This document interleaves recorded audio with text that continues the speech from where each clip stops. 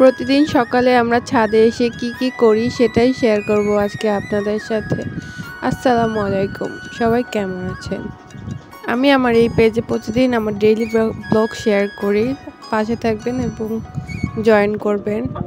আমাদের ছাদে মুরগি এবং কবুতর দুটোই আছে। আমাদের ছাদে আমার আম্মু বিভিন্ন রকমের কবুতর, মুরগি এবং বিভিন্ন রকমের শাকসবজি এবং ফল ফুলের গাছ আছে।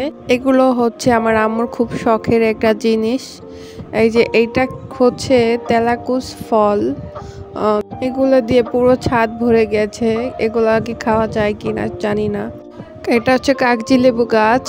আর আরো আছে, আমার আম্মু বিভিন্ন রকম সবজি বুনেছে ছাদে, তার মধ্যে ধুন্দুল, বেগুন এবং বিভিন্ন রকমের ফলও আছে, যেমন ড্রাগন দেখতে পাচ্ছেন কি সুন্দর ড্রাগন হয়েছে। এদিকে দেখেন বেগুন হয়েছে।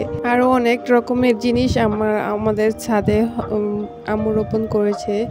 এগুলো দিয়ে আমাদের তরকারি হয়ে যায়। বাজার থেকেও আনে, কিন্তু এগুলোর স্বাদ অন্যরকম। নিজের গাছে বোনা এগুলো খেতে খুবই মজা লাগে। দেখেন কতগুলো ডিম হয়েছে, এগুলো আমাদের ছাদের মুরগিতে পেড়েছে।